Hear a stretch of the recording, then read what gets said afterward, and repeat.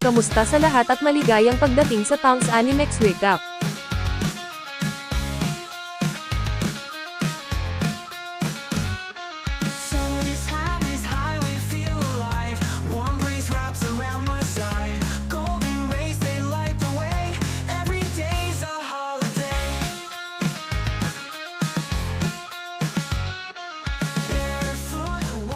Sa sandaling ito, parehong bumalik sina Goku at Vegeta sa planeta ni Beerus upang ipagpatuloy ang kanilang pagsasanay. Kailangan nilang magsuot ng mabibigat na gravity suit at magsagawa ng mahigit 50,000 gravity-enhanced push-up. Biglang dumating ang isa pang Diyos ng pagkasira, nagtatanong tungkol sa kapakanan ni Beerus. Ang bagong dating na ito ay si Champa, ang kambal na kapatid ni Beerus mula sa Universe 6. Si Whis ay nagpapaliwanag na mayroong kabuoang 12 universo, kung saan ang kanilang kasalukuyang universo ay ang Universe 7. Ipinakita ni Champa ang pinakamagandang pinakuloang itlog mula sa Universe 6, ngunit hindi ito kapansin-pansin ni Beerus at nag-aalok ng pinakamasarap na makalupang delicacy, instant noodles, sa kanyang kapatid. Nagulat ito kay Champa. Agad niyang inutusan si Angel Vados, na kapatid ni Whis, na imbestigahan kung ang Universe 6 ay may Earth. Sa kasamaang palad, ang Earth sa Universe 6 ay nawasak sa isang digmaan, na ikinadismaya ni Champa. Pagkatapos ay hinamon niya si Beerus sa isang labanan, ngunit pumagitna si Whis, nagbabala na kung maglalaban ang dalawang Diyos ng pagkasira, ang parehong universo ay malilipol. Nagmumungkahi si Champa ng alternatibo, pumili ng 5 mandirigma bawat isa para sa isang paligsahan. Ang premyo ay ang 7 Super Dragon Ball. Mas malakas pa ang mga ito kaysa sa normal na Dragon Ball ng Planet Namek, at walang limitasyon sa mga gusto. Ang balitang ito ay labis na ikinatuwa ni Goku at Vegeta. Gayunpaman, si Champa ay nakahanap lamang ng 6 sa mga Super Dragon Ball sa ngayon. Iminungkahi ni Goku na maaaring makatulong si Bulma sa paghahanap ng ika-7 Dragon Ball.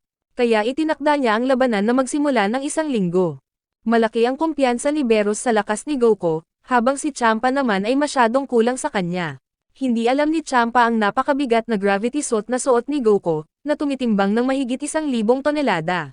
Sa puntong ito, pinili ni Champa ang venue ng tournament at ipinakita ang 6 na napakalaking Super Dragon Ball, bawat isa ay kasing laki ng isang buong planeta.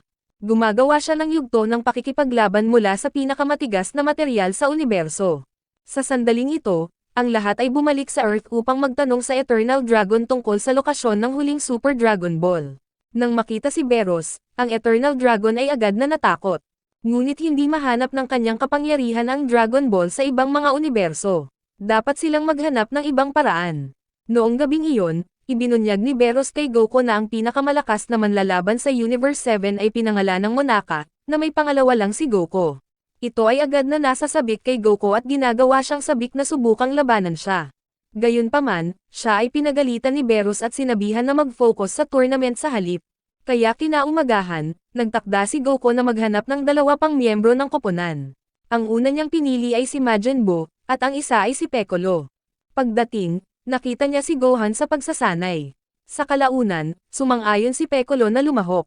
Sa wakas, matagumpay na nakagawa si Bulma ng radar para mahanap ang Super Dragon Balls. Sa 3 araw na natitira bago ang tournament, iminungkahi ni Goku kay Vegeta na magsanay sila ng magkasama sa Hyperbolic Time Chamber, kung saan ang 3 taon sa loob ay isinasalin sa 3 araw sa labas. Sa puntong ito, parehong nasa sabik sina Goku at Vegeta na makipagkompetensya laban sa Universe 6.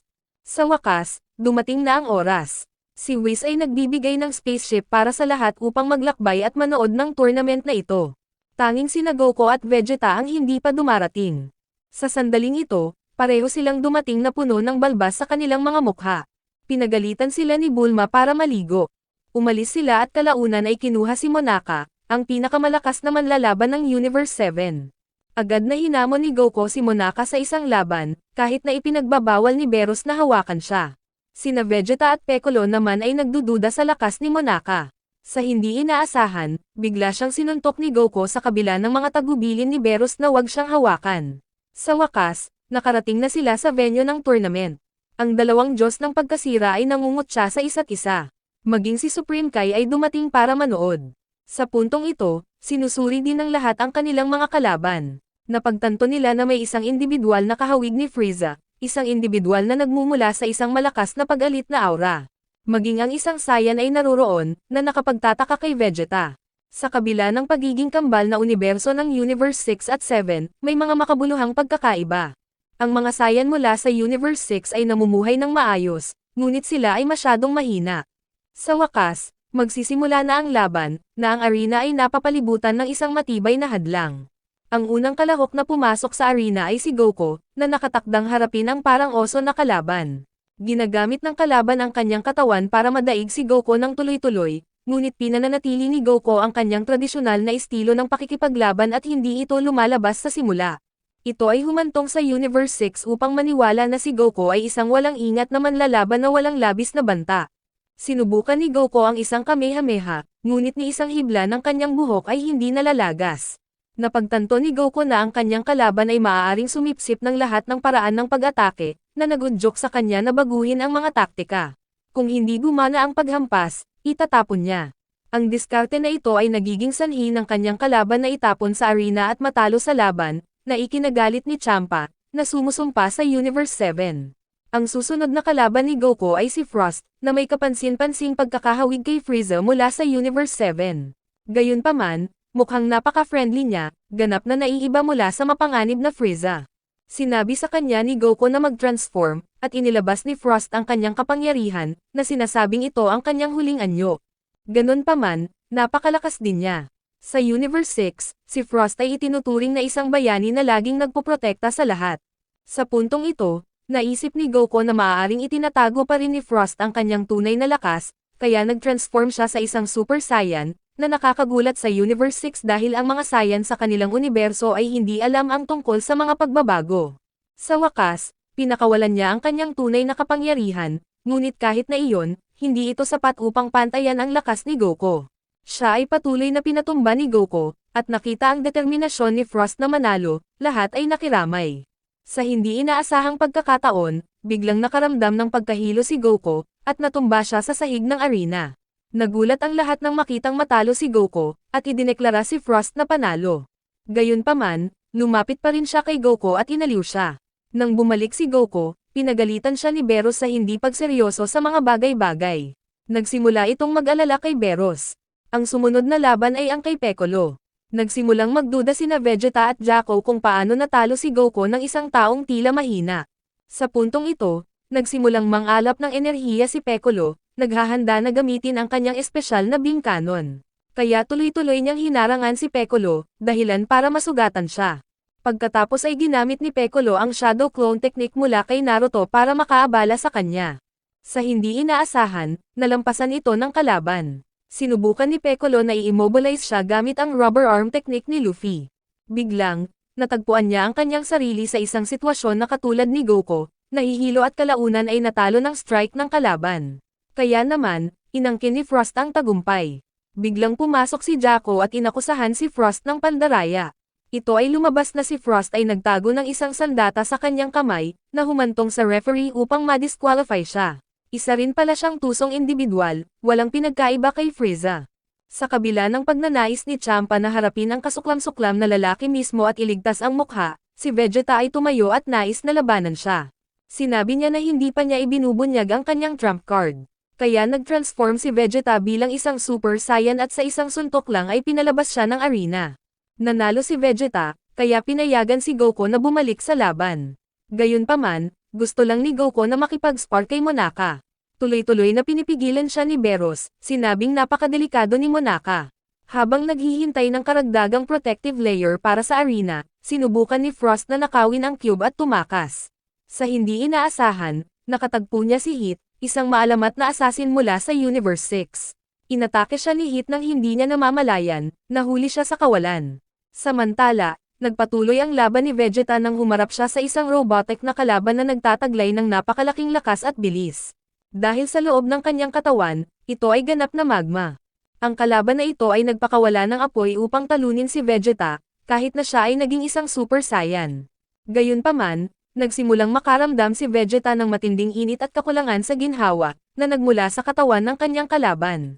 Naging mahirap para kay Vegeta na makipaglaban ng komportable. Sa isang punto, tila naalis si Vegeta, ngunit nagawa niyang tumayo sa isang piraso ng basag na arena. Napagtatanto na ang kanyang pagmamataas ay nailigtas ng maswerteng break na ito, pinakawalan ni Vegeta ang kanyang buong kapangyarihan, na winasak ang proteksyon na hadlang at naging sanhi ng pagkalat ng mga labi sa lahat ng dako. Pagkatapos ay naghatid siya ng isang tiyak na atake sa kanyang kalaban. Kahit na inilabas niya ang lahat ng kanyang lakas, hindi pa rin siya makatayo ng matatag. Sa huli, si Vegeta ay nanalo.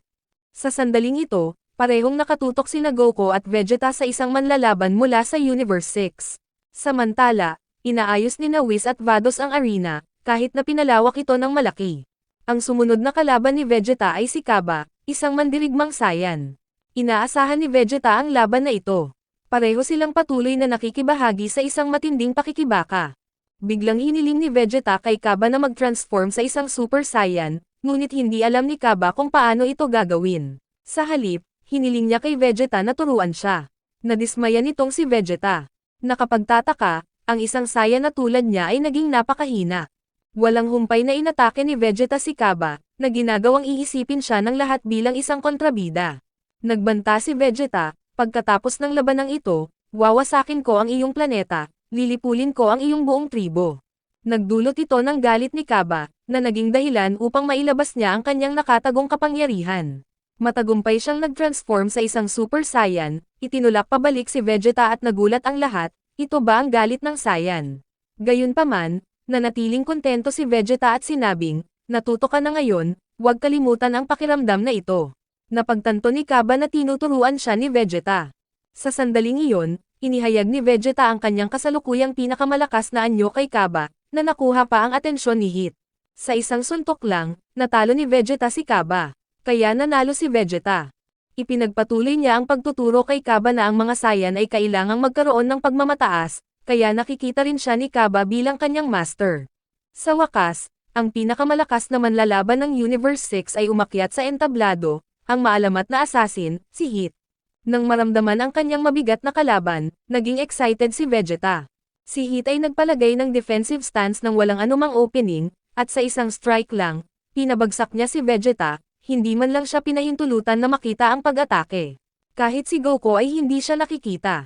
Patuloy na natagpuan ni Vegeta ang kanyang sarili na tinamaan sa mga vulnerable spots, na nagudyok sa kanya na panatilihin ang distansya.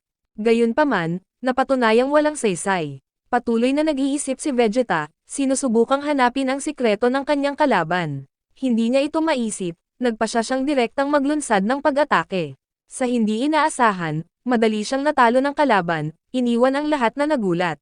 Pati si Vegeta natalo. Nakilala ni Jaco na ang pamamaraan ni Hit ay nagsasangkot ng paglaktaw ng oras, na nagpapahintulot sa kanya na madaling manipulahin ang oras. Sa wakas ay dumating sa turn ni Goku na lumaban. Nagsimulang mag-alala si Beerus para kay Goku. Tanong ni Whis, hindi ba si Monaka ay nandito? Nakapagtataka, si Monaka ay isang regular na tao lamang na dinala ni Beerus para hikayatin si Goku. Ginulat ni Goku ang lahat sa pamamagitan ng hindi kaagad nag-transform, na nagbabalak na pahabain ang laban. Naisip nito si Hit na si Goku ay baliw. Sa kabila ng lahat ng mga pag-atake ni Goku ay napawalang bisa, gumawa siya ng paraan upang kontrahin ang paglaktaw ng oras ni Hit. Lumalabas na si Hit ay maaaring mag-freeze ng oras sa loob ng 0.1 segundo, kaya nahulaan na ni Goku ang kanyang pag-atake ng maaga. Dumating na ang oras para maging seryoso si Goku. Naglunsad siya ng sunod-sunod na pag-atake kay Hit, na naging dahilan upang magsimulang umatras si Hit. Ang 0.1 second na oras sa paglaktaw ay hindi na gumagana kay Goku. Bilang resulta, inilabas ni Hit ang kanyang buong potensyal. Sa labas, parang nangingibabaw si Goku, pero tinamaan pa rin siya ng isa sa mga atake ni Hit. Salamat kay Goku, napataas ni Hit ang kanyang time skip sa 0.2 second. Gayunpaman, ang mga Saiyan ay nagtataglay ng kakaibang kakayahan, kung mas lumalaban sila, mas lumalakas sila. Si Goku ay patuloy na tinutumba ni Hit, ngunit patuloy siyang bumangon. Lumalabas, nagtatago pa rin siya ng isang lihim na pamamaraan, upang magkaroon ng rematch kay Beerus. Ang pagsasama-sama ng Kaioken sa Super Saiyan Blue, ang kapangyarihan at bilis ni Goku ay tumaas ng husto. Tuluyan na niyang nalampasan ang kakayahan ni Hit na mag-time skipping. Gamit ang bagong lakas na ito, pinakawalan ni Goku ang kanyang buong kapangyarihan at tinapos ang laban, na naging sanhi ng pagkawasak ng buong arena. Ngunit hindi pa rin natatalo si Hit. Lumalabas na nasira niya ang kanyang limitasyon sa huling sandali na iyon. Kinilala ng dalawang mandirigma ang lakas ng bawat isa at mabilis na ipinagpatuloy ang kanilang mga paninindigan sa labanan. Gayunpaman, napagtanto ni Champa na naabot na ni Goku ang kanyang limitasyon. Bigla niyang hinayaan na ang mga kalahok ay mga pawn lang sa kanyang laro. Ngunit ang dalawang manlalaban ay nakatutok lamang sa laban. Nang tila natalo na si Goku ni Hit, hindi inaasahang bumalik siya at naghatid ng suntok sa kanya. Pareho silang pagod. Pagkatapos ay hiniling ni Goku kay Beerus na alisin ang no killing rule para sa laban. Alam niyang isang assassin si Hit at kailangan niyang gawin ang lahat. Ngunit patuloy na nagtalo sina Beerus at Champa, hindi makapagdesisyon. Nagpa siya si Goku na i-forfeit at hinamon si Hit sa isang rematch sa hinaharap. Sa puntong ito, naabot na ni Goku ang kanyang limitasyon, naiwan lamang si Monaka at Hit. Galit na galit si Beerus, habang naniniwala si Goku na naroon pa rin si Monaka. Si Goku lang ang nagtiwala kay Monaka bilang pinakamalakas. Akala ni Beerus ay tapos na ang lahat. Napagtanto din ni Hit ang sitwasyon at nagpa siya na sadyang matalo kay Monaka, kaya tinitiyak ang tagumpay ng Universe 7. Lumalabas, tinatangka ni Hit na ibalik ang laban na natalo niya noong na-forfeit niya si Goku. Gayunpaman, ang desisyong ito ay ikinagalit ni Champa. Nais niyang patayin ang lahat ng kanyang mga mandirigma. Biglang, mayroong isang bagay na nagtanim ng takot sa parehong Diyos ng pagkasira. May biglang sumulpot na bata sa gitna ng arena. Lumalabas na ito ay si Zeno-sama, ang isa na namumuno sa lahat ng 12 universo, na naging dahilan upang ang parehong Diyos ng pagkasira ay kailangang ibaba ang kanilang mga ulo sa kabila ng kanilang pagmamataas. Natagpuan ni Zeno na nakakatuwa ang kaganapan at nagpas siyang manood. Nang makita ang kasiyahan sa laban, determinado si Zeno na mag-organisa ng paligsahan sa 12 universo, na nagpapasaya kay Goku. Agad niyang pinuntahan si Zeno, habang parehong nasa matinding takot ang Diyos ng pagkasira. Umabot pa siya sa pagre-request na makipagkamay kay Zeno. Inakala ni Beerus na sa pagkakataong ito ay magkakaproblema siya dahil sa kalukuhang gawang iyon. Buti na lang at mukhang medyo natuwa si Zeno dito, kaya nagpa siya silang umalis. Sa puntong ito, pinagalitan ni Beerus si Goku. Kailangan lang ni Zeno ng isang blink para mabura ang lahat ng 12 universo. Sa wakas, natapos ang laban, at ang lahat mula sa Universe 6 ay umalis, na nag-aayos ng isang rematch para sa hinaharap. Hindi pa rin alam ni Bulma kung nasaan ang huling Dragon Ball. Bigla nilang nalaman na nasa ilalim pala ito ng kanilang mga paa. Ang planetang kinaroroonan nila ay ang ika-7 Dragon Ball. Sinimulan nilang ipatawag ang Super Shenron, isang napakalaking dragon na lumilitaw sa gitna ng kalawakan. Pumasok sila sa isang nakakulong na espasyo upang makipag-usap sa dragon. Ginamit ni Beerus ang wika ng mga Diyos upang gumawa ng isang kahilingan. Pagkatapos mag-wish, nawala ang dragon. Ang grupo ni Goku ay interesado sa hiling, habang naramdaman ni Vados na may nagbago. Ang Earth ng Universe 6 ay naibalik. Sa huli, ang grupo ni Goku ay bumalik sa kanilang sariling Earth. Sa sandaling ito, magsisimula na ang paligsahan sa 12 universo. Nagtipon si Goku ng 10 mandirigma upang lumahok sa torneo na ito. Sa hindi inaasahang pagkakataon, ang huling miyembro na dinadala niya ay kilala bilang isang emperador na si Lord Frieza. Lumalabas na bago ito, bumaba si Goku sa impyerno upang hilingin na buhayin si Frieza sa loob ng 24 na oras. Para naman kay Vegeta, hinahamak niya ang tusong individual na ito. Natatakot siya na ipagkanulo sila ni Frieza, ngunit sinabi ni Goku na babantayan niya siya. Kaya lahat ay nagsanib kamay sa isang bilog upang lumipat sa Tournament of the Gods. Pagdating, lahat ay nagulat sa laki ng arena. Ang mga mandirigma mula sa iba pang mga universo ay nagsimulang lumitaw ng sunod-sunod. Agad na sumugod ang Universe 6 para batiin ang Universe 7. Sa sandaling ito, magkaharap na sina Frieza at Frost. Samantala, nagdala si Kaba ng 2 pang babae na nagngangalang Caulifla at Kale. Ngunit si Caulifla sa kabilang banda, ay masyadong mayabang, na nagpahayag na siya ang magiging pinakamalakas sa 12 universo. Sa sandaling ito, ipinakilala ni Daishinkan ang 12 universo isa-isa. Nang lumitaw ang Universe 11, naramdaman agad ni Goku ang napakalakas na enerhiya at wala silang pinagkaiba sa 5 malalakas na kapatid. Nang makita ang lahat ng mga kalaban mula sa 12 universo, na nagparamdam kay Goku ng labis na kagalakan. Sinimulan ni Daishinkan na ipaliwanag ang mga panuntunan sa paligsahan. Ang lahat ng 12 universo ay magkakasabay na makikipagkompetensya. Ang mga mahuhulog sa arena ay matatanggal. Hindi sila makakalipad maliban kung mayroon silang mga pakpak. Ang universo na matatalo ay buburahin ni Zeno-sama. Sa wakas, opisyal na magsisimula ang Tournament of Strength. Lahat ng mandirigma ay handang makipagbakbakan sa isa't isa, kahit na pinilit ni Beerus ang pagtutulungan ng magkakasama, ngunit ayaw pa rin nilang makinig. Nagsimula silang manghuli ng mga makapangyarihan, naiwan ang grupo ni Gohan na napapalibutan. Samantala, tina-target ni Goku si Jiren, ang pinakamalakas na individual ng Universe 11, at walang nang ahas na harapin siya. Biglang nahuli si Goku ng isang kulay berdeng balat. Nang aalisin na niya si Goku sa labanan, agad siyang nag-transform sa isang Super Saiyan, kaya nananatiling ligtas si Goku. Sa hindi inaasahan, si Goku ay patuloy na napapalibutan ng Universe 9. Ang tatlong lobo na ito ay patuloy na umaatake sa kanya nang walang humpay. May gumagamit ng lason, kaya kinailangan ni Goku na balutin ng Kai ang kanyang katawan. Ang tatlong lobong ito ay patuloy na gumagalaw upang palibutan si Goku.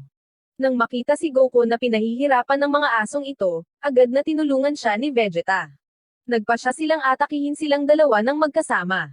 Naunang humakbang si Vegeta, ngunit nalulula siya sa pinagsama-samang pagsisikap ng dalawang ito. Samantala, si Goku ay nakaharap naman sa kanilang apat. Alam nilang si Goku at Vegeta ang pinakamalakas sa Universe 7. Kung matatalo silang dalawa, siguradong mabubura na ang Universe 7. Ngunit minamaliit nila sina Goku at Vegeta. Pareho silang naging mga Super Saiyan at mabilis na ipinadala ang mga kalaban na ito at kaya naiwan ang Universe 9 na may tatlong lobo na lang ang natitira. Patuloy nilang tinutulak si Goku, ngunit sinalungat sila ng pinagsama-samang pagsisikap ni Goku at Vegeta na pinalipad sila sa labas ng arena.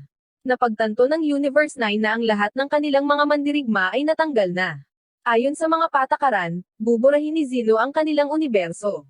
Sa huli, ang Universe 9 ay ganap na nabura, na ginagawang mapagtanto ng lahat ng mga mandirigma ang pangangailangang ibigay ang kanilang buong makakaya sa laban na ito. Nang makitang sumusulong si Hit sa kanila, sumugod si Vegeta sa pag-atake. Bigla siyang hinarang nitong matipunong oso na kalaban. Habang itatapon na sana siya ni Vegeta sa arena, tumakbo ang lalaking metal para tambangan si Vegeta sa gilid. Si Android 18 at Krillin ay nakikipaglaban sa isang Fox na kalaban. Nagpasya si Krillin na harapin siya ng mag-isa at sinabi sa kaharap, na ang lakas ng loob niya para atakihin ang kanyang asawa. Napagtatanto na mahahanap siya ng kalaban sa pamamagitan ng pabango, agad na itinulak ni Krillin ang kanyang mabahong sapatos sa mukha ng kalaban at pinalipad siya gamit ang isang Kamehameha technique. Sa hindi inaasahan, bigla ang inatake ni Frost si Krillin, dahilan para maalis siya. Sa takot sa paghihiganti mula kay Android 18, mabilis siyang tumakas. Ang oras ng labanan ay bumaba na sa 43 minuto. Samantala, inaatake pa rin si Vegeta ng dalawang individual na ito. Biglang dumating si Kaba at gustong hamunin siya. Kasabay nito, nahuli si Kale ng dalawang kalaban. Itinapon nila siya sa arena, ngunit sa kabutihang palad ay nahuli siya ni Khalifa. Si Khalifa ay agad na nag-transform sa isang Super Saiyan para harapin ang mga taong ito at pauwiin sila ng maaga. Alam ni Khalifa na hindi pa ganap na nagagamit ni Kale ang kanyang tunay na kapangyarihan, kaya nagpasya silang magsama-sama at labanan si Goku. Sa puntong ito, sinabi ni Khalifa kay Goku na ipakita sa kanya kung paano maging asul na anyo. Gayunpaman, sinabi ni Goku na ang estado na ito ay masyadong advanced para sa kanila. Kaya nagpatuloy si Khalifa upang ipakita ang kanyang mga kakayahan kay Goku, ngunit ang form na ito ay nagpapabagal sa kanya. Sinabi ni Goku na hindi niya dapat gamitin ang pagbabagong ito, sa halip, dapat rin siyang maging isang Super Saiyan. Nang makita ang lakas ni Goku, nagpasya si Khalifa na subukan ang pagbabago sa kanyang sarili. Sa hindi inaasahan, madali rin niyang na-achieve ang Super Saiyan. Sa sandaling ito, pareho silang nag-e-enjoy sa labanan. Nakikita si Khalifa na masayang nakikipaglaban kay Goku habang pinababayaan si Kale, na naging dahilan upang magalit si Kale. Kaagad na naglabas ng napakalaking putok ng enerhiyang berdeng kulay at nagiging babaeng bersyon ng Broly. Sa isang hampas lang, pinilit niyang umatras si Goku, na ikinagulat niya. Binabalaan ni Vegeta si Goku na maging maingat dahil maaaring ito ang kapangyarihan ng maalamat na Saiyan. Agresibong inatake ni Kale si Goku, na ginagawang imposible para sa kanya na makatakas. Sa makatuwid, nagpasya si Goku na gawin ang lahat at naging Super Saiyan Blue. Nakapagtataka, kahit na ang makapangyarihang pamamaraan ng Kamehameha ay hindi siya napigilan. Sa puntong ito, ganap na nawala ng kontrol si Kale, inaatake ang lahat sa arena. Nagpasya si Jiren na makialam, at sa isang atake, inalis niya si Kale para ibalik siya sa normal. Kinikilala ni Hit ang napakalaking lakas ng kalaban na ito. Biglang lumapit si Goku kay Jiren para harapin siya mag-isa.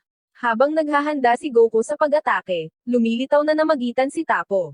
Dahil pumili sila ng 5 individual na hahawak kay Goku, at hindi na kailangang makialam ni Jiren. Sa puntong ito, lumilitaw sila bilang isang grupo katulad ng Power Rangers, na ikinagulat ni Goku. Sa panig ng koponan ni Gohan at Master Roshi, nananatili silang ligtas. Patuloy na mabilis na itinatapon ni Frieza ang mga mahihina. Samantala, si Goku ay nakuha ng mga taong ito. Pinatigas niya ang kanyang katawan para umatake ng madali sa panig ni Khalifa at Kale. Patuloy din silang inaatake ng mga ito. Habang sobrang kumpiyansa ang nararamdaman ni Commander, biglang lumitaw si Android 17 at 18. Agad niyang ginawang 2 espada ang kanyang mga braso, ngunit hindi man lang niya maalis si Android 17. Para naman kay Android 18, tinulungan niya si Goku, tinutulungan siyang makawala sa 2 kalaban na ito. Sinusubukan nila ang pinagsamang pag-atake kay Android 18, ngunit sa isang kamay lang, walang kahirap-hirap niyang binuhat ang isa sa mga ito at itinapon palabas ng arena. Napagtanto ng commander na ang mga bagay ay hindi maganda, kaya siya ay muling nakipagtulungan sa 2 pa. Lumilikha sila ng hadlang upang makuha sina Khalifa at Kale sa pagitan. Balak niyang harapin muna sina Khalifa at Kale. Sa sandaling ito, determinado si Khalifa na protektahan si Kale. Nakikita ang kanyang kapatid na inaapi, muling namumuo ang galit ni Kale, na muling naging isang Super Saiyan, ngunit sa pagkakataong ito ay mas ayos na siya at nakontrol na niya ang kanyang kapangyarihan. Kaya't pareho silang nagtulungan upang tangayin ang mga taong ito at sa gayon ang Universe 11 ay nawala ng isa pang 4 na miyembro. Pagod na rin si Kale ngayon. Gayunpaman, nagpa siya si Goku na hayaan silang umatras at makabawi upang muling lumaban. Sa ngayon, nakikipaglaban si Vegeta sa isang overweight fighter mula sa Universe 2. Parehong sinasalakay sina Goku at Android 17. Sinasabi ng God of Destruction mula sa Universe 2, na sila ay Warriors of Love. Akala niya ay matatalo niya si Android 17, ngunit si Android 17 ay naglabas ng energy barrier sa depensa, na naging dahilan upang hindi niya ito maatake, at siya ay na-kick out ni Android 17. Nang hindi inaasahan, mayroon silang miyembro na maaaring lumipad, kaya agad silang bumalik upang labanan si Android 17. Pumunta si Android 18 at nagtanong kung kailangan ba niya ng tulong, ngunit sinabi na hindi niya na kailangan, at sa pagkakataong ito ay lalaban siya ng seryoso. Agad na umaatake si Android 17 sa napakabilis na bilis, na naging dahilan upang hindi siya makapaggamit ng mga pakpak at mahulog sa labas ng arena. Patuloy niyang inaatake ang babaeng may kulay berdeng buhok. Tanong ni Ribrian kung kailangan niya ng tulong, ngunit nananatili siyang tiwala sa kanyang lakas, at agad siyang itinapon ni Android 17 dahil sa kanyang mga maling akala ng kapangyarihan. Nagalit ito kay Ribrian at napasigaw siya, at agad niyang inatake si Android 17. Samantala, malapit nang mahuli si Goku ng babaeng ito. Nang makita siyang nasa panganib, mabilis na gumawa si Android 17 ng isang kalasag para protektahan si Goku. Sa puntong ito, pareho silang seryoso. Gumagamit si Goku ng isang galaw na natutunan niya mula sa kanya sa pamamagitan ng panggagaya at natalo niya siya. Habang malapit na silang maalis ni Goku, biglang gumamit ng instant transmission ang isang Yard Rat Fighter para iligtas sila. Para naman kay Gohan, pinatalsik niya sa arena ang Chubby Bear Fighter mula sa Universe 6. Biglang tinarget ng 2 mandirigma mula sa Universe 10 si Gohan. Nagpapatuloy sila sa pag-atake kay Piccolo at Gohan. Maaaring lumikha si Abni ng maraming ilusyon, na naging dahilan upang si Gohan ay walang makita at matalo siya. Ang Kaiosha ng Universe 10 ay nagsabi na si Abni ang kanilang pinakamalakas na mandirigma. Sa panig ni Piccolo, matagumpay niyang natalo ang isa sa kanila at pinabalik siya sa stance ng manunood. Sa puntong ito, si Abni na lamang ang natitira sa Universe 10. Gayunpaman, ang kanyang kakaibang estilo ng paggalaw ay nakakapangilabot kay Gohan. Ngunit mas nagulat sila, nalaman ni Gohan ang kanyang lihim na pagharap sa kanyang mga pag-atake. Sa huli, tinalo ni Gohan si Abni gamit ang isang Kamehameha Wave. Nang wala ng mga mandirigma, ang Universe 10 ang naging susunod na universo na binura ni Zeno. Nang makitang may pamilya si Abni, nakaramdam ng simpatiya si Gohan, na napagtanto na kapag natalo siya, parehong kapalaran ang naghihintay sa kanya. Sa kabilang banda, kaharap ni Hit si Dispo mula sa Universe 11. Nakakagulat na ang kakayahan ni Hit na time skipping ay hindi naging epektibo laban sa kanya. Ang pagmamasid kay Hit na patuloy na natatalo, si Champa ay nag-aalala. Lumalabas na nakakagalaw si Dispo sa bilis ng liwanag, na nagbibigay daan sa kanya na madaling kontrahin ang mga diskarte ni Hit. Sa kabila nito, patuloy na lumalaban si Hit laban kay Dispo. Napagtanto ni Jiren na may pinaplano si Hit. Nang matulak na si Hit sa gilid, agad na sumugod si Dispo para tapusin siya. Sa hindi inaasahang pagkakataon, tumagos siya sa katawan ni Hit at nahuhulog. Mabuti na lang at nailigtas siya ng kanyang mga kasamahan sa oras. Napagtanto nila na si Hit ay maaaring lumipat sa space upang maiwasan ang mga pag-atake. Sa puntong ito, nagsama-sama silang inatake si Hit. Nang malapit na nilang talunin siya, lumitaw si Goku sa tamang oras sa kanyang estado ng Super Saiyan God. Ipinaliwanag ni Whis na ang estado na ito ay tumutulong kay Goku na gumamit ng mas kaunting enerhiya at mas mabilis na kumilos. Nakipaglaban si Goku kay Dispo, at sa kabilang banda, nahuli ni Hit ang isa pang kalaban ngunit ang bilis ni Dispo ay nagagawa siyang kontrahin at itinulak pabalik si Goku. Nang makita ito, nagpa siya si Hit na pumalit ng lugar kay Goku, at sa pagkakataong ito ay nahuli niya si Dispo. Nag-transform si Goku sa isang Super Saiyan Blue at umabanti siya para patumbahin ang kalaban na ito na parang palaka. Bilang tugon, pinataas ni Hit ang pagiging epektibo ng kanyang diskarte sa time skip, na patuloy na itinutulak si Dispo pabalik.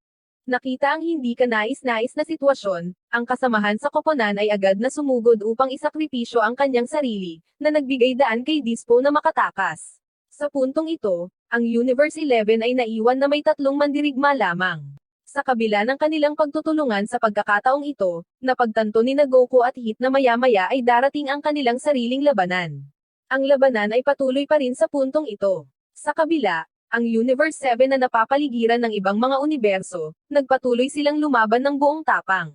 Sa hindi inaasahang pagkakataon ay sinakripisyo ni Tenshin ang kanyang sarili upang ipalabas ang isang kalaban kasama niya. Napagtanto ni Goku na ang dalawa sa kanilang mga kasamahan sa koponan ay naalis, at si Frost ay nagpaplano ng paghihiganti laban sa Universe 7. Samantala, ipinaalam ni Daishinkan kay Zeno na mayroon na lamang 36 na mandirigma ang natitira.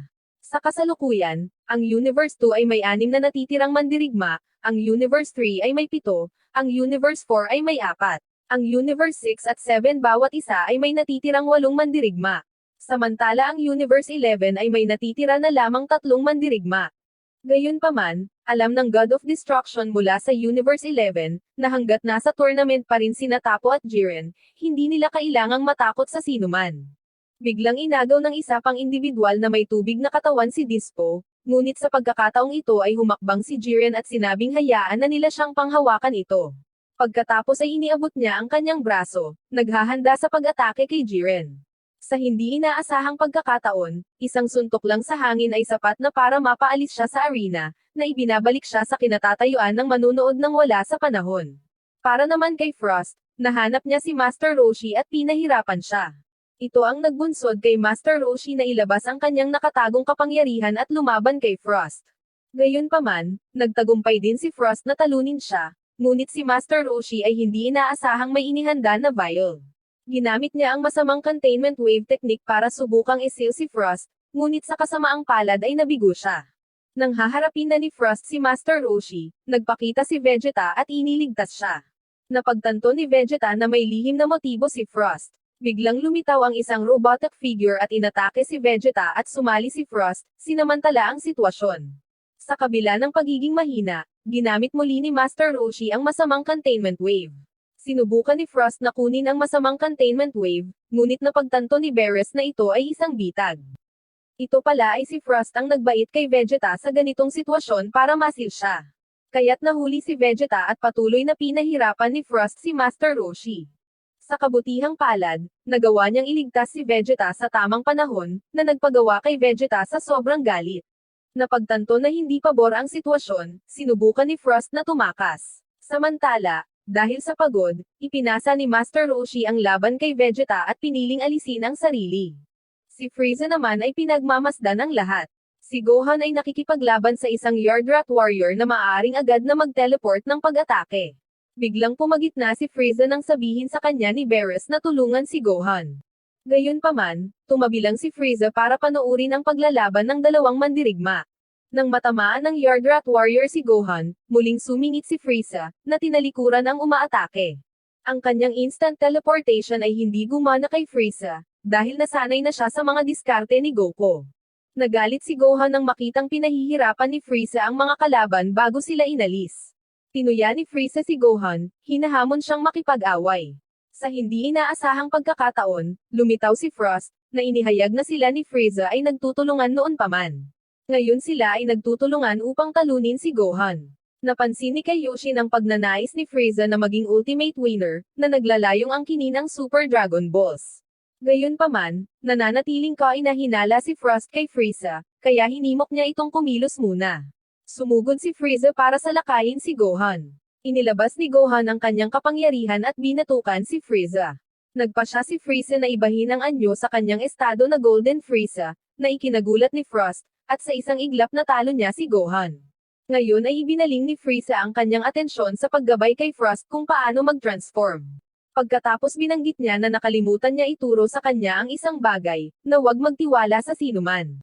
Sa hindi inaasahang pagkakataon, inalis din ni Frieza si Frost, na ikinataranta sa mga nangyari. Lumalabas sa simula pa lang, napagtanto na ni Gohan ang plano ni Frieza. Samantala, si Frost, galit na galit at gustong salakayin si Frieza, ay binura ni Zeno. Sa sandaling iyon, nakikipaglaban si Goku kay Rebrian. Gayunpaman, may isa pang mandirigma na nakakuha ng kanyang atensyon. Panay ang tingin ni Goku kay Jiren. Inutusan si Jiren ng God of Destruction mula sa Universe 11 na alisin si Goku. Kaya nagsimulang kumilos si Jiren, na naging dahilan upang maramdaman ng lahat ang napakalaking enerhiyang surge sa paggalaw. Sa isang sulyap lang, napaatras ni Jiren si Goku. Gayunpaman, gusto pa rin ni Goku na subukan ang kanyang sariling lakas at inatake si Jiren sa kanyang normal na estado.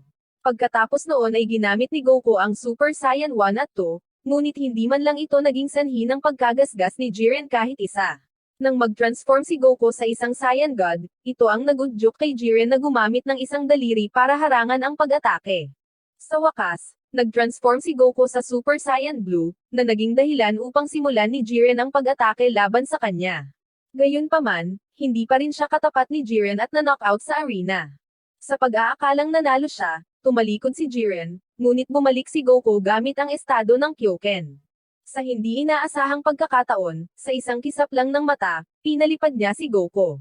Naisip ni Beerus na sa pagkakataong ito ay matatalo sila dahil nagamit na ni Goku ang isang 20 beses na Kyoken. Iyon ang kanyang pinakamakapangyarihang estado, ngunit mayroon pa ring natitirang diskarte si Goku. Napagtanto ng lahat na naghahanda siyang gamitin ang Genki Dama, kaya agad nilang ipinadala ang kanilang enerhiya kay Goku. Sa kasalukuyan, nag-aalala si Goku dahil kailangan niya ng oras, ngunit sinabi ni Jiren na hihintayin niya siya, kaya ibigay niya ang lahat. Sa wakas, natapos ang Genki Dama. Ginamit ito ni Goku para salakayin si Jiren. Ngunit sa hindi inaasahan, isang kamay lang ang kailangan ni Jiren para itulak pabalik ang Energy Sphere. Agad na ginamit ni Goku ang kanyang pinakamakapangyarihang estado upang pigilan ito, ngunit ang lakas ni Jiren ay napakalaki. Kaya pa niyang kontrahin ang Genki Dama sa pamamagitan lamang ng kanyang tingin.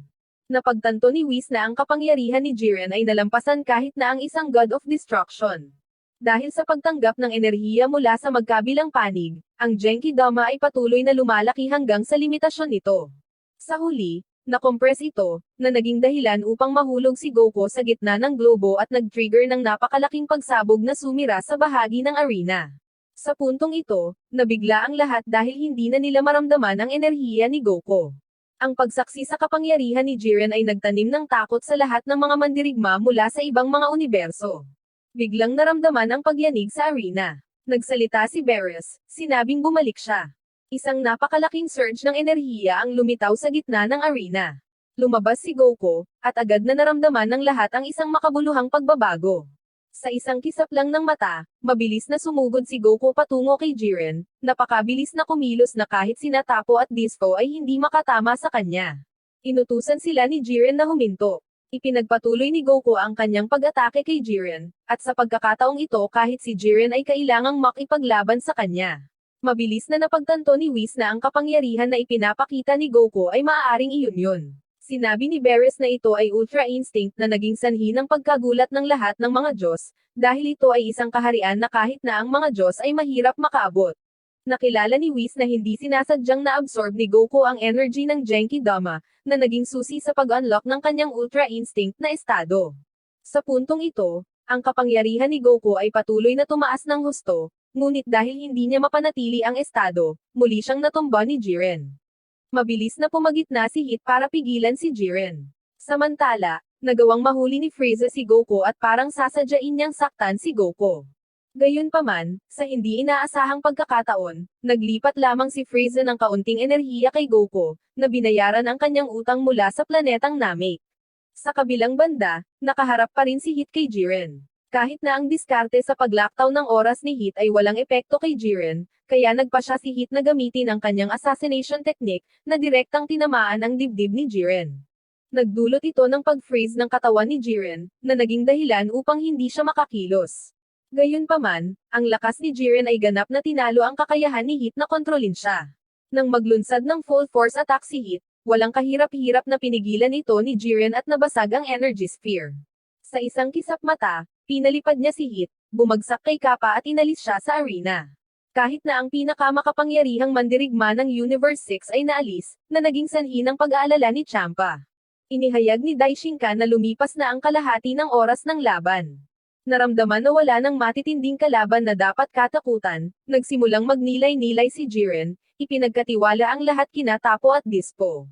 Sa sandaling ito, lumikha si Jiren ng isang hadlang ng enerhiya sa kanyang paligid, na ginagawang imposible para sa sinuman na palihim na atakehin siya. Napagtanto ni Goku na maaari lamang niyang i-activate ang Ultra Instinct ng isang beses upang makipaglaban kay Jiren. Samantala, hinarap ni Vegeta si Tapo. Kaya nag-transform si Vegeta at naglunsad ng pag-atake laban sa kanya. Habang hinahanap ni Kappa si Caulifla, nakaharap niya si Frieza. Sa kabila ng kakayahang mag-transform sa Super Saiyan 2, hindi pa rin siya makagawa ng kahit isang pagtama kay Frieza, kaya agad siyang inalis sa labanan ni Frieza. Samantala, muling nakipagtagpo si Goku kay Vegeta habang naghihintay na mabawi ang kanyang lakas. Biglang dumating si Caulifla para tulungan si Goku. Lumalabas na gusto niyang magkaroon ng isa pang laban kay Goku. Ipinaalam sa kanya ni Goku pagkatapos maabot ang Super Saiyan 2, ang susunod na antas ay ang Super Saiyan 3. Sa puntong ito, hindi na kailangang mag-transform ni Goku at nagawa pa niyang harangan ang mga pag-atake ni Caulifla. Nagalit ito dahil ang pagkakaiba ng kanilang mga antas ay napakalayo. Ipinaliwanag ni Whis na ang ginagamit ni Goku ay talagang martial arts technique. Gayunpaman, sa hindi inaasahang pagkakataon, habang mas lumalaban sila mas lumalakas si Caulifla, hanggang sa madaig niya si Goku at itinulak siya pabalik. Kaya nagpa siya siyang mag-transform sa isang Super Saiyan upang labanan si Caulifla. Sa sandaling ito, tinutulungan ni Goku si Caulifla na masanay upang maging isang Super Saiyan 3, na naging dahilan upang lumakas pa ang kanyang lakas. Nang makita ang kapansin-pansing pag-unlad ni Caulifla, sinabihan ni Goku si Kale na atakihin din siya. Ang pagkilos na ito ay nagdulot ng sakit sa ulo ni Beerus, na sinabi na ang hangal na ito ay muling tumulong sa kaaway. Kaya't pareho silang nakipagtulungan at inatake si Goku, na ginagamit ang lahat na lakas. Nagtagumpay siya sa pagpilit kay Goku na mag-transform sa Super Saiyan 3. Gayunpaman, agad na bumalik si Goku dahil masyadong nakakapag-drain ng energy ang estado na ito.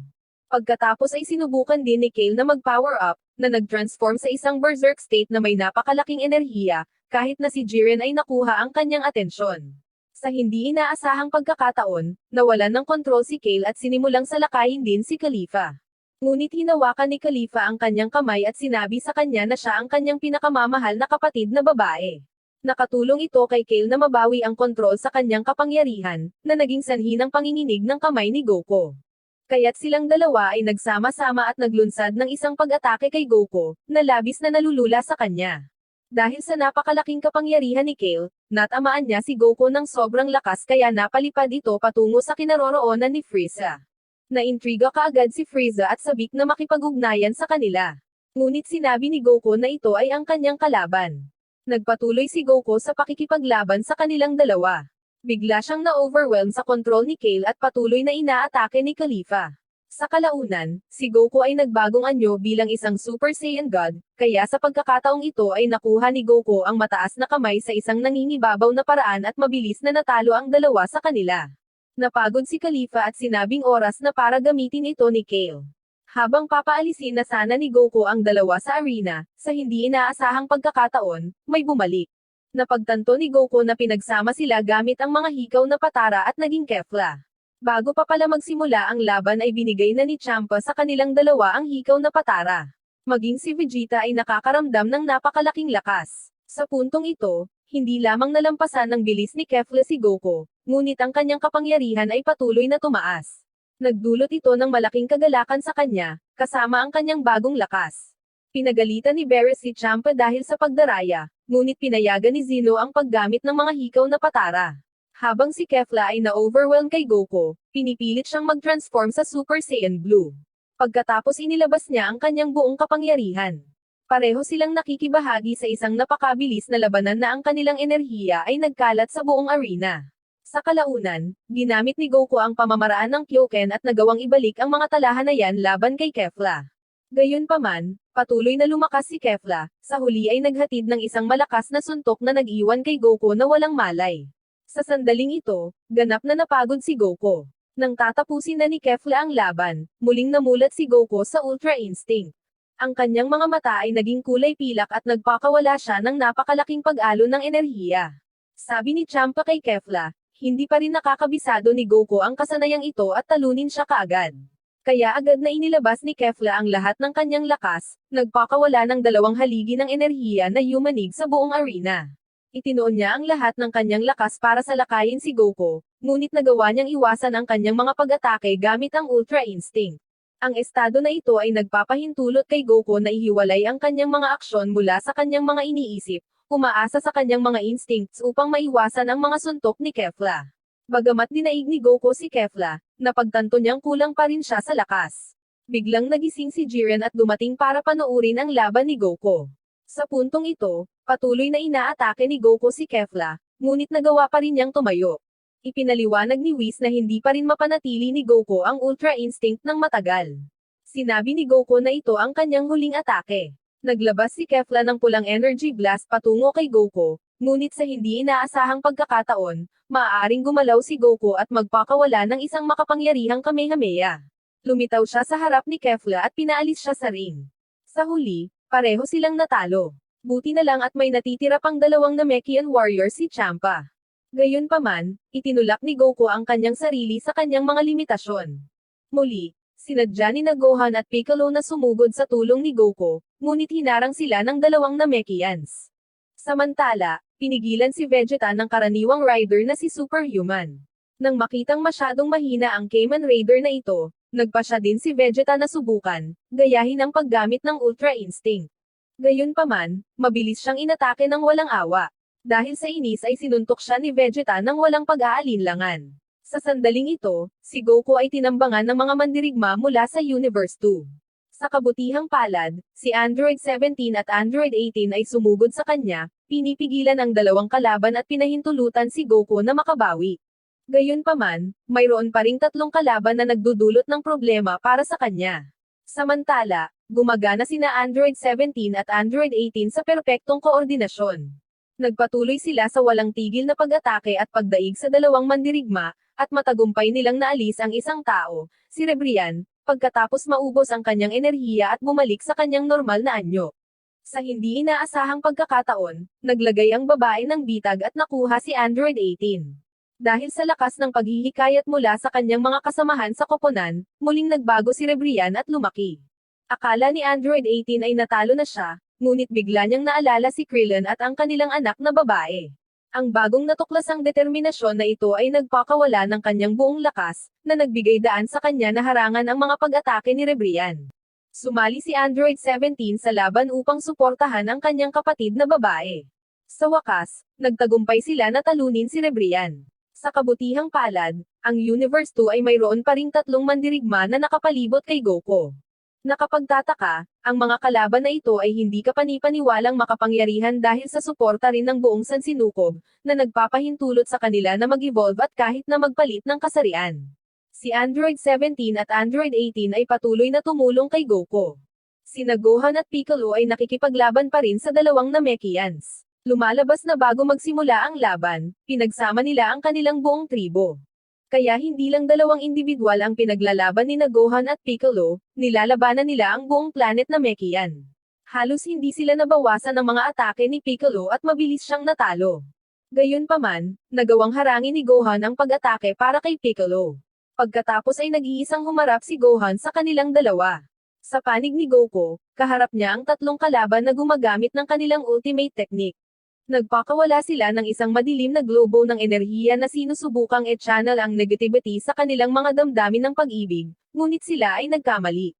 Ang puso ni Goku ay hinimok ng simbuyo ng damdamin, hindi ng pag-ibig, at tinutulan niya ang isang Kamehameha wave na nagpasabog sa kanila. Sa gitna ng lahat ng ito, naglabas din si Gohan ng isang Kamehameha wave sa tulong ni Piccolo at nagawang talunin ang dalawang Namekians ng sabay-sabay. Dahil dito, parehong natalo ang Universe 2 at Universe 6, kaya agad itong binura ni Zeno. Nang makitang nawawala ang kanyang nakababatang kapatid, naging sanhi ng hindi makapagsalita si Beerus. Para naman kay Vegeta, nagalit siya dahil nawala ang kanyang alagad na si Kappa. Galit na galit siyang nagtungo kay Kamen Rider, dahilan para mahulog siya sa arena. Gayunpaman, napag-alaman na mayroong isang hindi nakikitang manloloko sa kanila na tumambangan maging si Gohan, na naging dahilan upang siya ay muntik mahulog.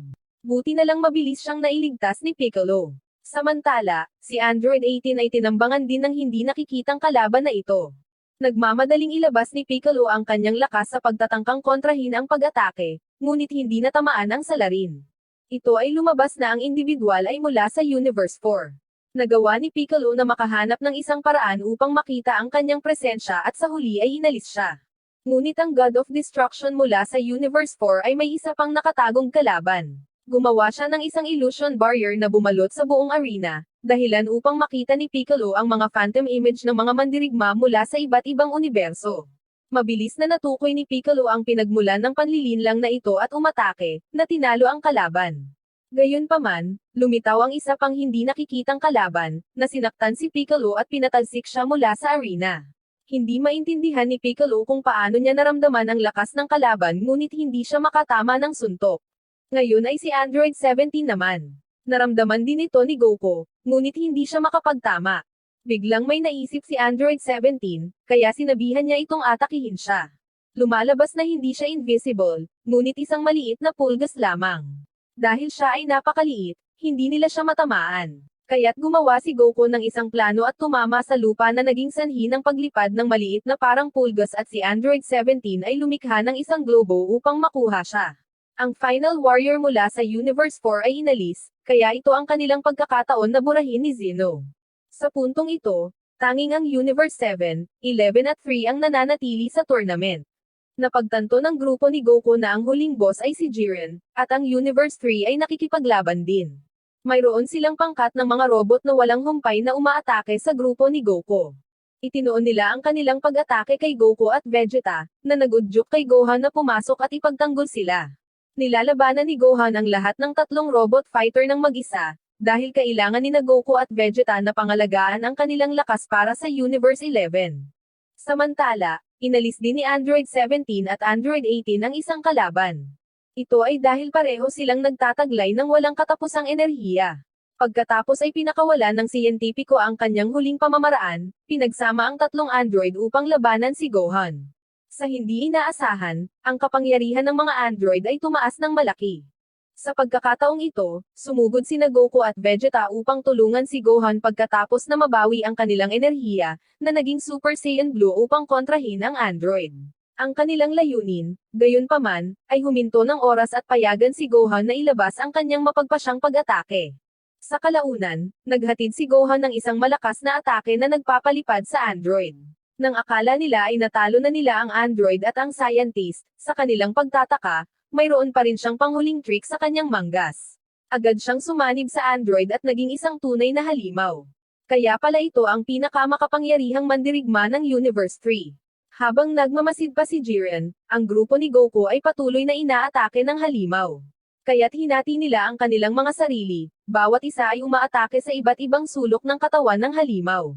Gayunpaman, pinalipad pa rin sila sa pamamagitan ng kanyang mga welga. Sa kabila ng kanyang napakalaking laki, ang kanyang bilis ay hindi kapani-paniwalang mabilis. Walang tigil niyang sinuntok ang hangin, inilipat ang kanyang mga suntok para atakihin sila. Nang malapit ng ma-knockout si Goku, sinipa siya pabalik ni Frieza at sinabi may utang ka sakin. Tumugon si Goku na tinutulungan niya sila ngayon. Walang pagpilian, kaya nakipagsanib puwersa din si Frieza sa kanila. Biglang nakuha ng halimaw si Android 18. Nang malapit na niya itong konsumuhin, agad na nag-teleport si Goku at iniligtas siya.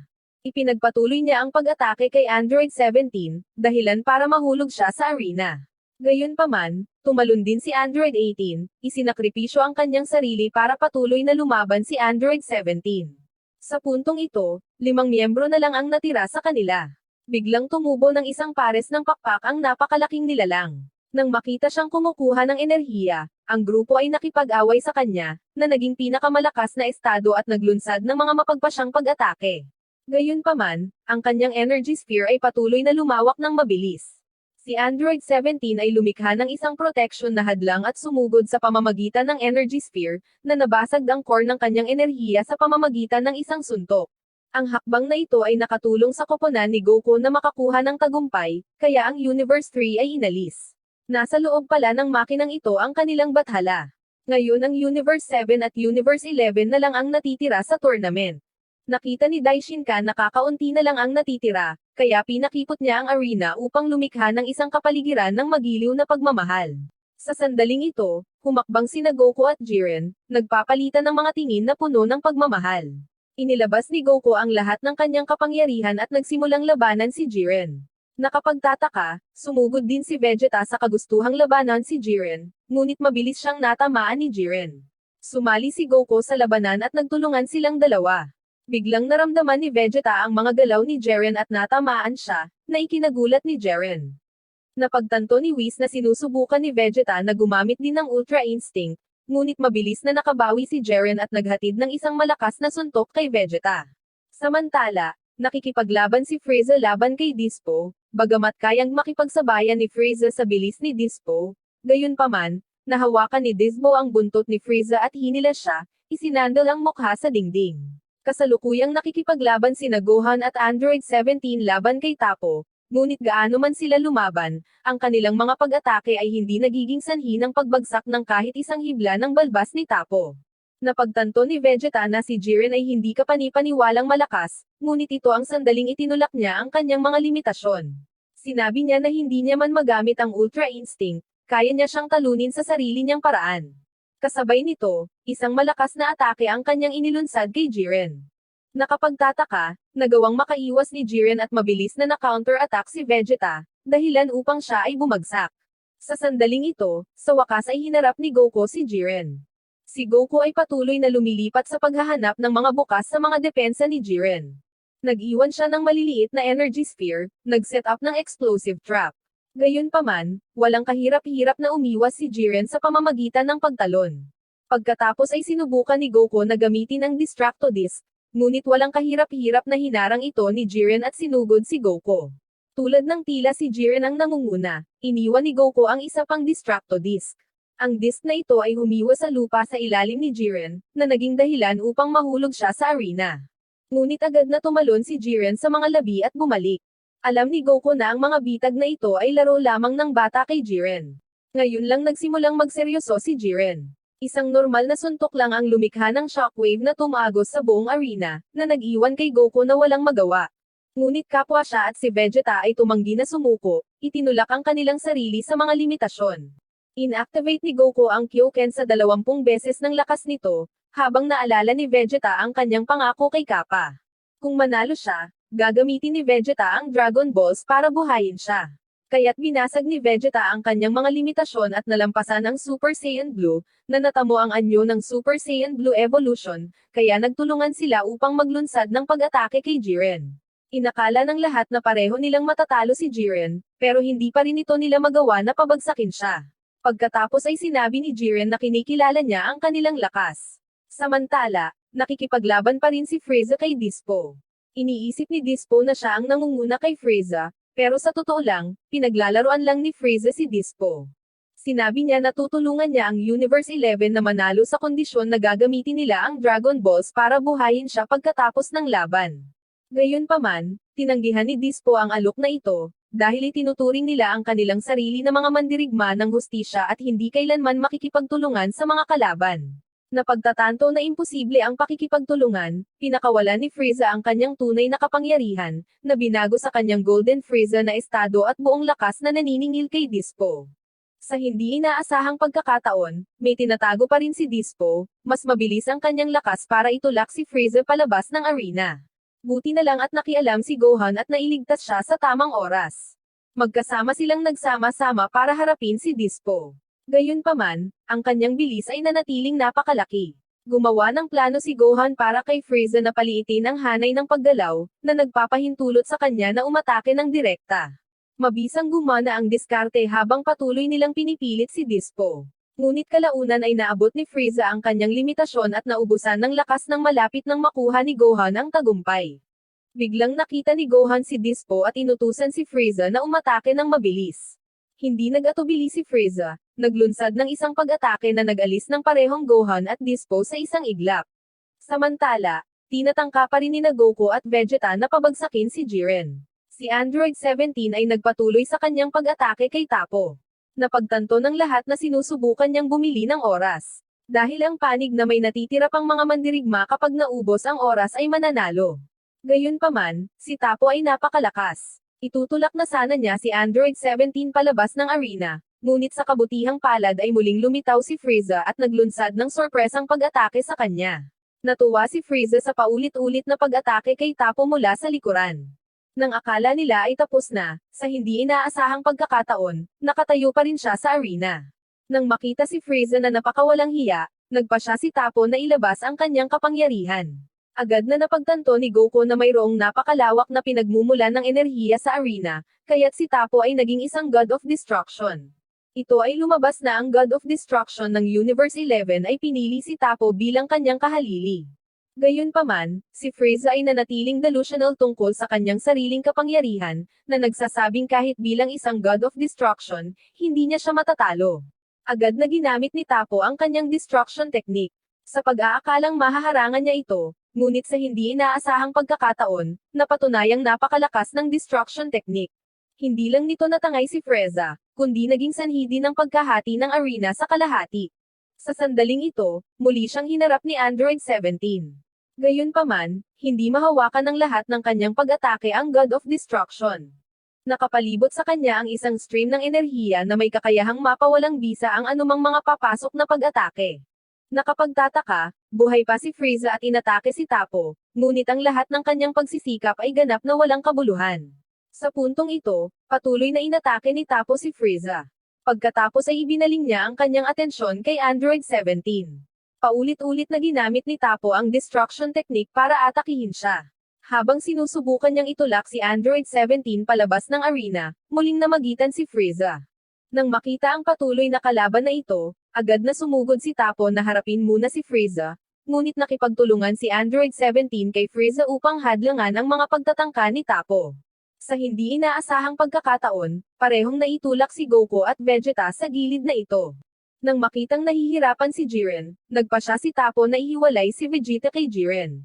Napagtanto ni Vegeta na ito ang kapangyarihan ng isang God of Destruction at naunawaan na ang lakas ni Tapo ay umakyat sa isang ganap na naiibang antas.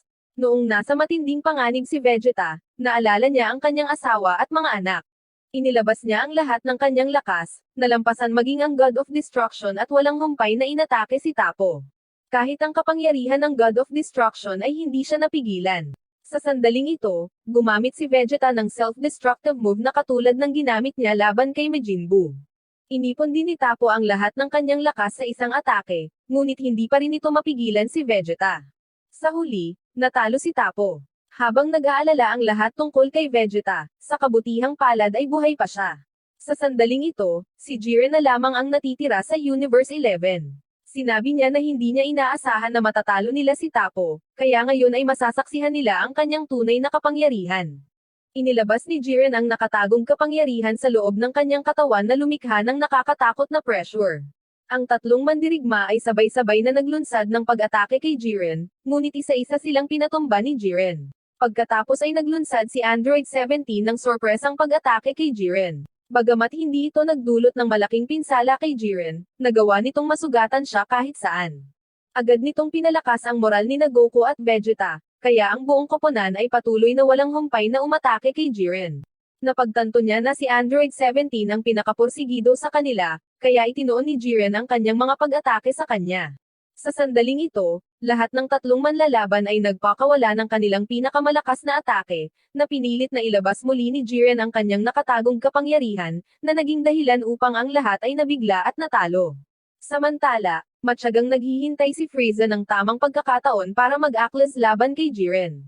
Ang nakakapagtaka, parang kagat ng lamok kay Jiren ang mga atake ni Frieza. Habang ang iba ay pagod na, si Android 17 ay nanatiling hindi nababagabag dahil sa kanyang walang katapusang enerhiya. Pagkatapos ay tinanong ng God of Destruction mula sa Universe 11 si Android 17, kung ano ang kanyang hiling na pinagsusumikapan niya. Sagot niya, gusto niya lang bumili ng cruise ship para makapagbakasyon ang buong pamilya niya. Tanong ni Android 17, kung ano naman ang hiling ni Jiren. Ito ay kapag ang God of Destruction ay ipinahayag sa lahat na si Jiren ay walang anumang ninais. Siya ay nagtiis ng sapat na pagdurusa mula noong siya ay bata pa at natanto na ang ganap na lakas ay ang tanging katotohanan. Pagkatapos ay nagkomento si Android 17 na talagang nakakaawa si Jiren. Lalong tumindi ang galit ni Jiren at nagpakawala siya ng mabangis na pag-atake laban kay Android 17. Napagtanto na hindi na siya makakatagal, pinrotektahan niya sina Goku at Vegeta. Alam na sila ang huling pag-asa ng Universe 7. Napagtanto ng lahat na isinakripisyo ni Android 17 ang kanyang sarili para harangan ang pag-atake ni Jiren. Sa sandaling ito, sa kabila ng kanyang humihinang lakas, nagpatuloy si Vegeta sa pag-atake kay Jiren. Siya ay hinimok ng kanyang pagnanais na protektahan ang kanyang pamilya at hindi niya kayang mawala. Tumanggi si Vegeta na tanggapin ang pagkatalo, gayunpaman, ang pag-asa lamang sa kanyang paniniwala ay hindi sapat upang madaig si Jiren. Maya-maya, napatalsik siya sa arena sa lakas ni Jiren. Nang walang ibang pagpipilian, nagawa ni Vegeta na ilipat ang isang bahagi ng kanyang natitirang lakas kay Goku, na nagpapahintulot kay Goku na bumangon at ipagpatuloy ang laban. Sinabi ni Jiren na hindi niya siya matatalo, na sinagot ni Goku, tingnan natin. Gayunpaman, kahit na si Goku ay umabot sa kanyang limitasyon, sa kabila nito, nagpatuloy siya sa isang matinding pakikipaglaban kay Jiren. Nang makitang hindi kumikibo si Goku, pinakawalan ni Jiren ang kanyang mapagpasyang atake. Sa sandaling iyon, naalala ni Goku ang pag-asa na ibinigay ng lahat sa kanya, na nakatulong sa kanya na muling ma-unlock ang Ultra Instinct. Sa isang suntok lang, nagawa ni Goku na pilitin si Jiren na i-regurgitate ang universe. Galit na galit ang 11th God of Destruction, sumisigaw kung ilang beses niya balak na lampasan ang kanyang mga limitasyon. At agad na naglunsad ng panibagong pag-atake si Goku laban kay Jiren. Tahimik na nanood ang lahat ng manunood habang nagpapatuloy ang labanan. Napansin ni Whis na bumubuti ang kahusayan ni Goku sa Ultra Instinct. Isang Kamehameha ang pinakawalan ni Goku, ngunit walang kahirap-hirap na hinarang ito ni Jiren at muli siyang hinipan. Bagamat napigilan ni Goku ang mga pag-atake ni Jiren, napapagod din siya. Nakilala ng Universe 11's God of Destruction na itinutulak pa rin ni Goku ang kanyang mga limitasyon at inutusan si Jiren na talunin kaagad si Goku. Si Vegeta, gayunpaman, ay may pananalig na hindi matatalo si Goku. Agad na bumalik si Goku sa laban at nakipag-ugnayan muli kay Jiren. Ang matinding laban nila ay naging sanhi ng pagkabasag ng buong arena. Napansin ni Whis na unti-unting ginagawa ni Goku ang kanyang Ultra Instinct. Ang kanyang mga pag-atake ay nagiging hindi kapani-paniwalang dalisay, ngunit tumanggi si Jiren na sumuko. Tumugon siya sa pamamagitan ng pagpapakawala ng barrage of punches sa bilis ng liwanag laban kay Goku. May napagtanto si Beerus, kaya sinabihan niya ang lahat na manahimik at obserbahan si Goku. Sa kabila ng mga suntok mula kay Jiren, nananatiling nakatayo si Goku nang hindi kumikibo. Lumalabas na ang dalawang kamay ni Goku ay mabilis pa ring nakaharang sa mga suntok ni Jiren sa hindi kapani-paniwalang bilis at na-counter-attack niya si Jiren. Biglang nagpakawala si Goku ng napakalaking enerhiya, isang Ken Galaxy at hinigop ito. Sa sandaling ito, kinilala ni Jiren ang lakas ni Goku at pinakawalan niya ang kanyang buong kapangyarihan. Nagpaputok siya ng nagninangas na energy ball patungo kay Goku, ngunit sa isang iglap na wala ang energy ball. Muling lumitaw si Goku sa likod ni Jiren at naghatid ng isang kidlat na suntok sa kanya.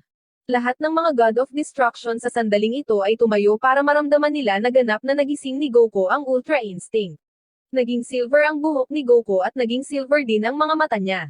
Sa isang kisap mata ay nasa gilid na siya ni Jiren. Sa sandaling ito, ang kapangyarihan ni Goku ay ganap na nanaig kay Jiren. Kahit anong atake ni Jiren, ni hindi nito makalmat si Goku. Gayunpaman, nanatiling determinado si Jiren na hindi matatalo. Tumanggi siyang tanggapin ang kahinaan sa kanyang sarili. Kaya't sinira ni Jiren ang kanyang sariling mga limitasyon, nagpakawala ng napakalaking dami ng enerhiya na lumamon sa buong arena sa apoy. At sa gayon, pareho silang nagpatuloy sa kanilang matinding labanan. Sa pagkakataong ito, nabawi ni Jiren ang pang-ibabaw, pinilit si Goku sa isang defensive na posisyon.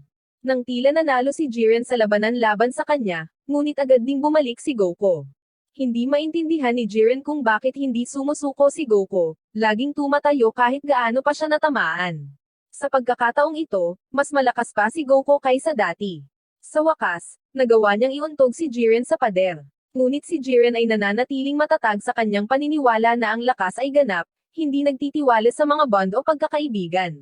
Ikinagalit nito si Goku, na buong lakas na sumumpa kay Jiren na determinadong talunin siya.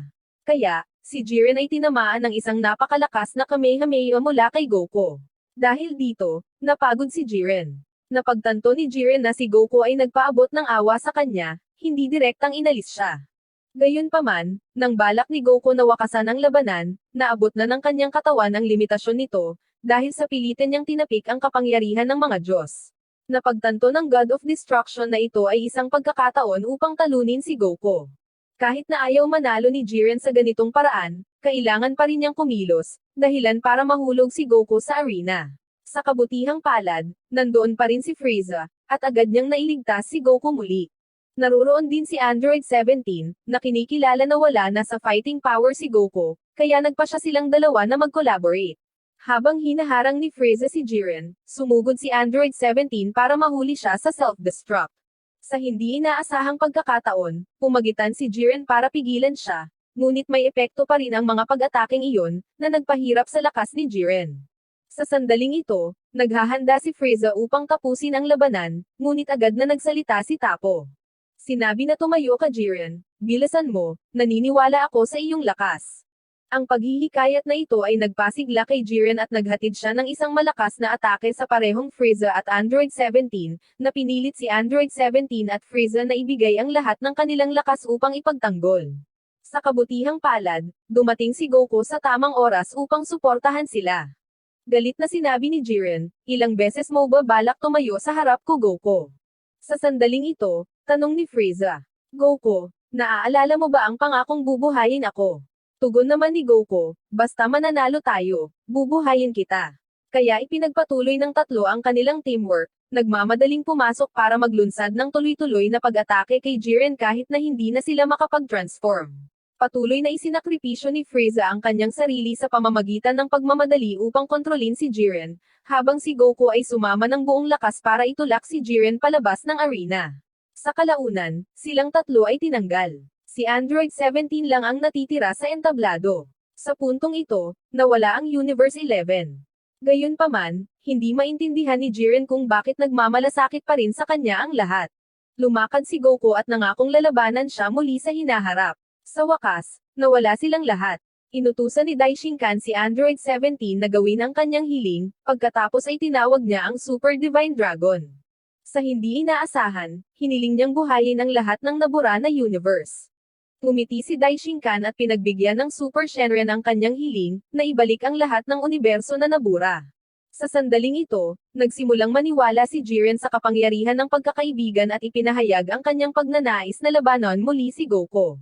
Sa sandaling ito, nagulat ang lahat na si Android 17 ay hindi nagnanais ng isang bagay para sa kanyang sarili.